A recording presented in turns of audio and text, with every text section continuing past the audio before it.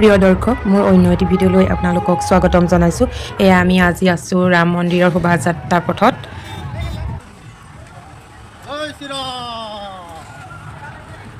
এয়া আমিও এনেকৈ আগবাঢ়ি গৈছোঁ। আচলতে কি বাবৰি মছজিদ ভঙাৰ কাৰণে অলপ দুখ লাগিছে বাৰু, কিন্তু ৰাম মন্দিৰ যে প্ৰতিষ্ঠা হৈছে সেইটোৰ কাৰণে আমি বহুত ভাগ্যৱান বুলি ক'ব লাগিব। হিন্দুৰ মানুহবিলাকৰ কাৰণে, ভাৰতবৰ্ষৰ কাৰণে, ভাৰতবৰ্ষ বুলি নকওঁ, প্ৰায় পৃথিৱীতে আমাৰ হিন্দু মানুহ বিয়পি আছে বাৰু। এয়া হনুমান মন্দিৰ প্ৰাংগণ হয়। হনুমান মন্দিৰ প্ৰাংগণতেই এনেকৈ পাতিছে।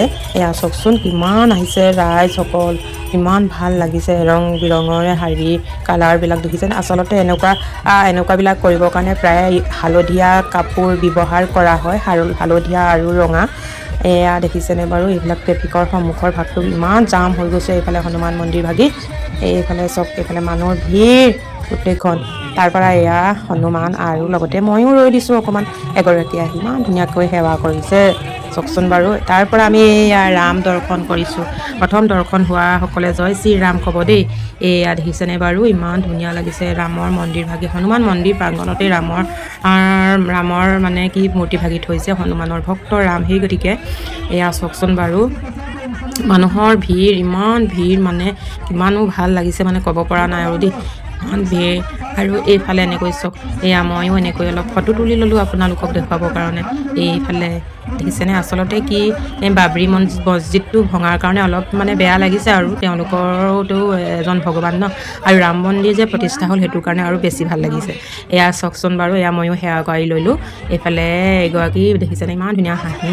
তাৰ পৰা এয়া আমি আৰতি দৰ্শন কৰিছোঁ।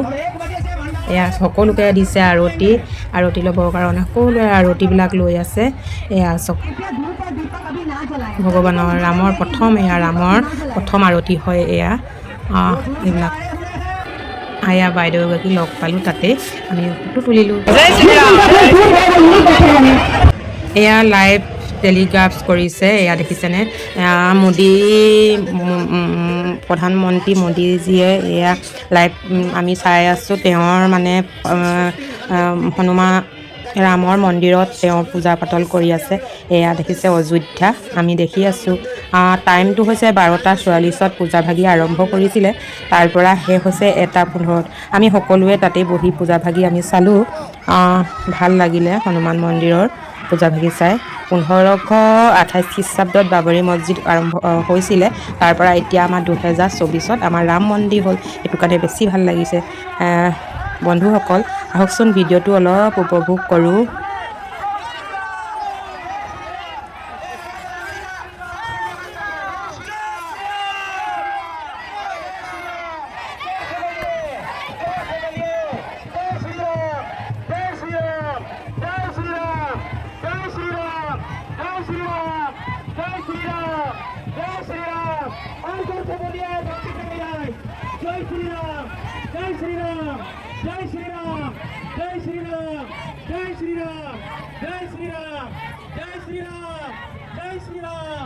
जय श्री राम।